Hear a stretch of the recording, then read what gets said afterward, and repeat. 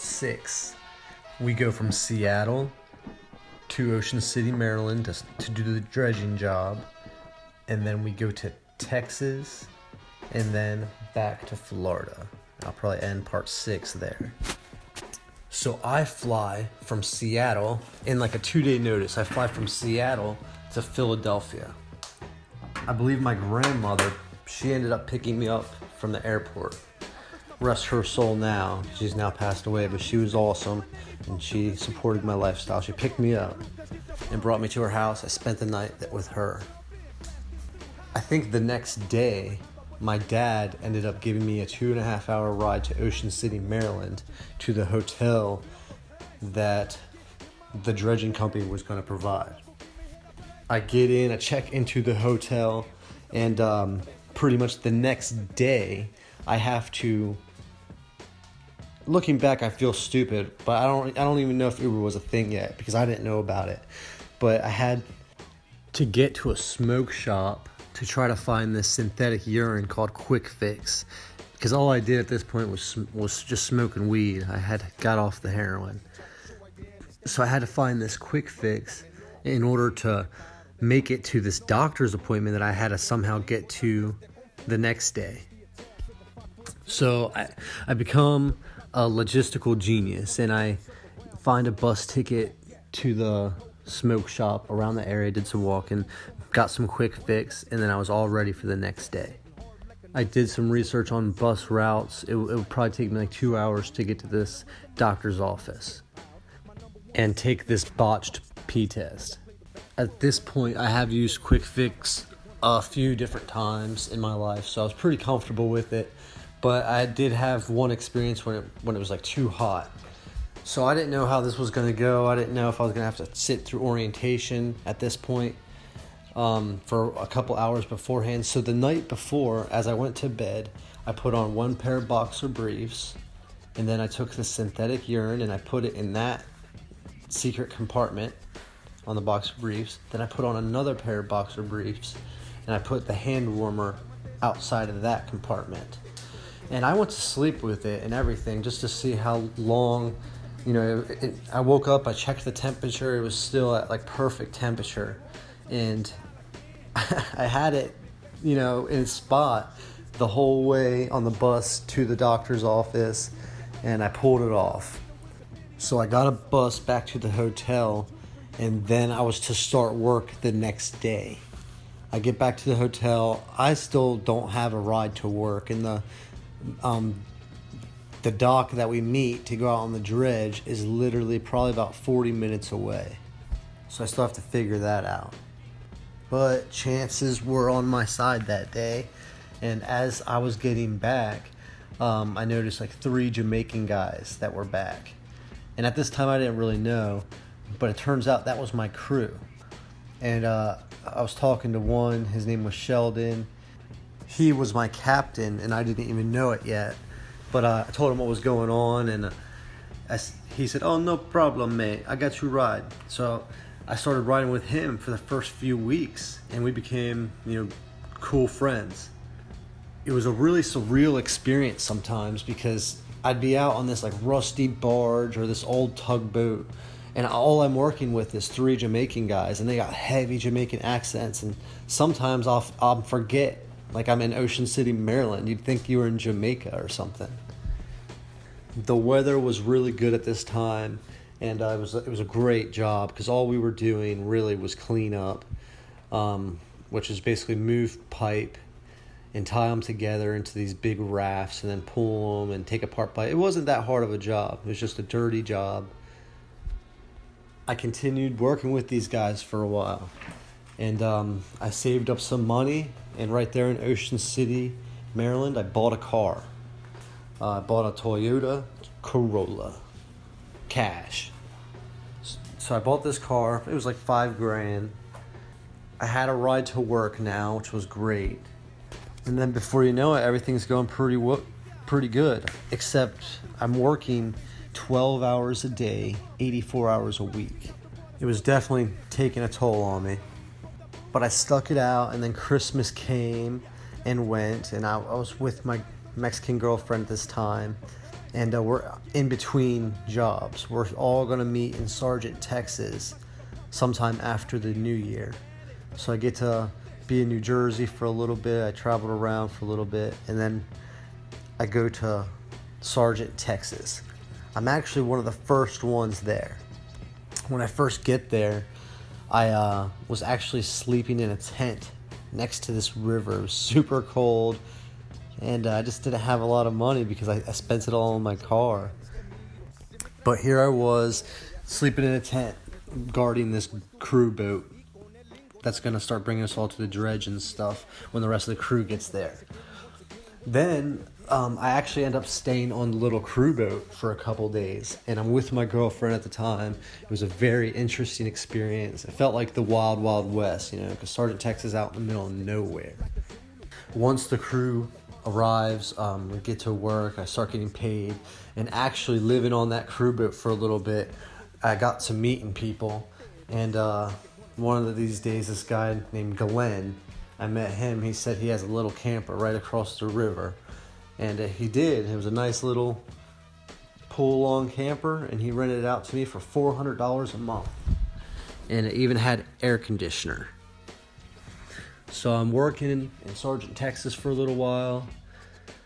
I'm in my little camper. I'm making good money again, starting to save again, a couple $1,000.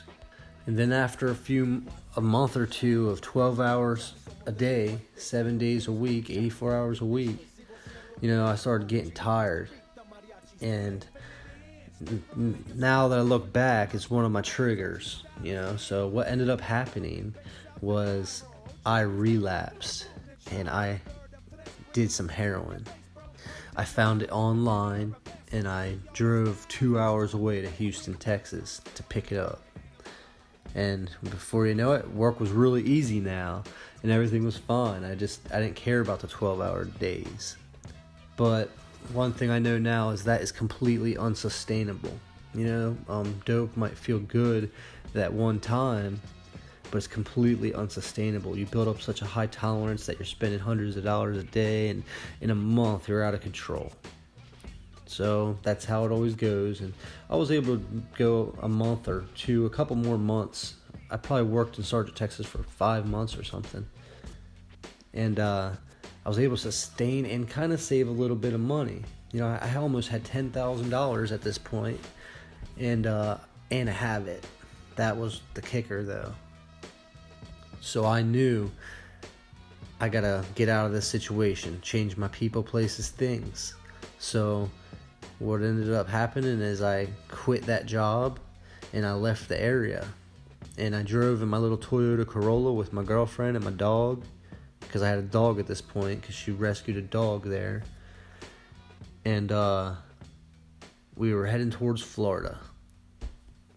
Before I left Houston, though, I set it up that I went to a Suboxone doctor before I left, because I knew I was going to get sick, but I only got like 1 week's worth of Suboxone. Suboxone helps you get through the sickness.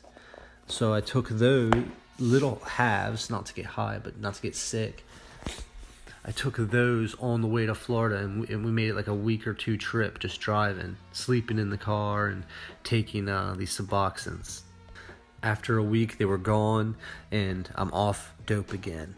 I'm off dope. I'm starting to feel good again. I arrive in Florida, and at this point, I'm looking for like a small mobile camper. I found the most affordable mini camper in the nation. It's 8 foot long, 4 foot wide, has an air conditioner, and it's called a Runaway Camper. And I purchased it for $3,000.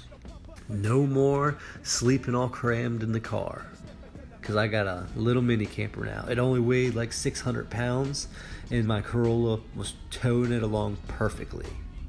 I bought the camper in Florida. Shortly after that, me and my girlfriend at the time, we got in a huge fight, and I flew her back to Seattle, Washington.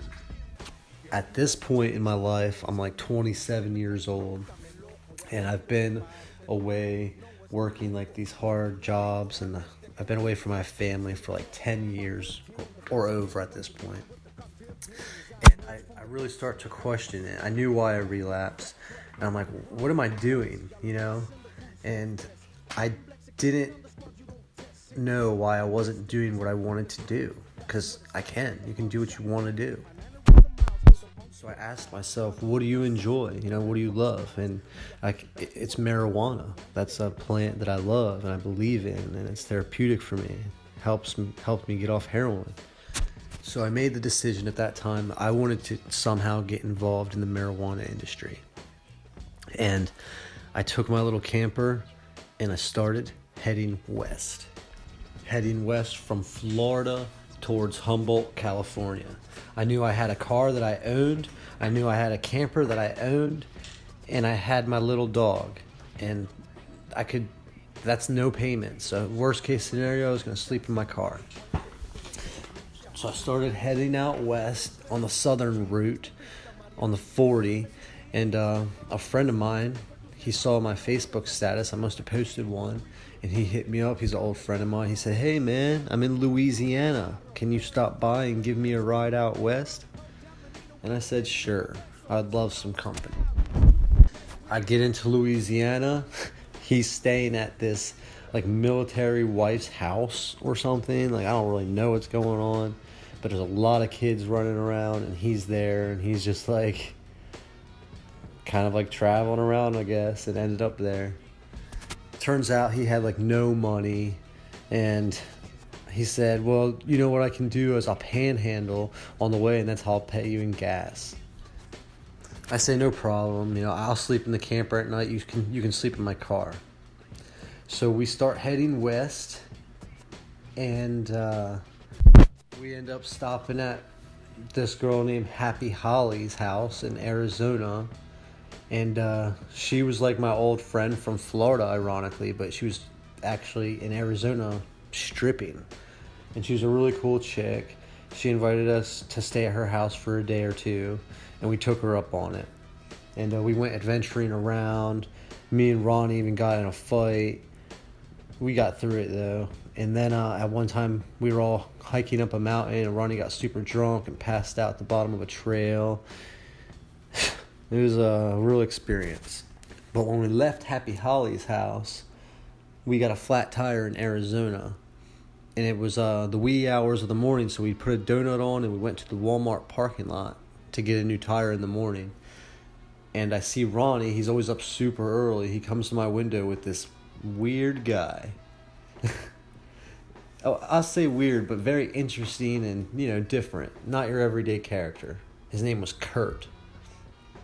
And I guess Ronnie and Kurt were talking, and Kurt is an interesting guy. He had some stuff going on that he was just getting people's signatures and getting paid for it, quote unquote, to pass marijuana or something.